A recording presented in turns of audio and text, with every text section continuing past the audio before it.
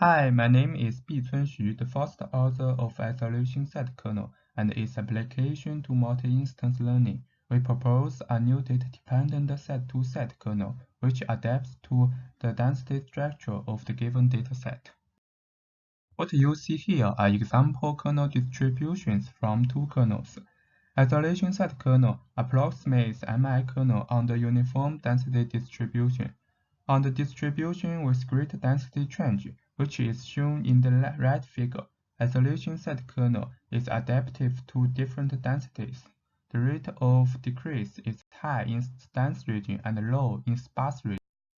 Different from RBF kernel's infinite length feature map, isolation set kernel has a sparse and exact representation with a user-definable number of features. Using this feature map can speed up the set kernel computation significantly.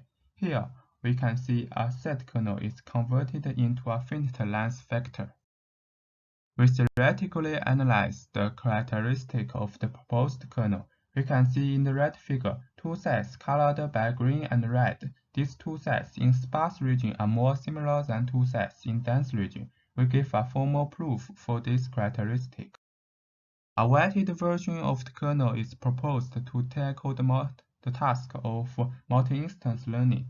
We compare it with the state-of-the-art set-kernel-based methods and non-set-kernel-based methods. In the large-scale dataset, it shows that the proposed kernel achieves the best accuracy at all percent of the training set, and it has high accuracy with even 10% of the training set. Now, the contribution of the paper. We introduce a new data-dependent set kernel called isolation set kernel, and it demonstrates its superiority. The characteristics of isolation set kernel are stipulated, and their proofs are provided.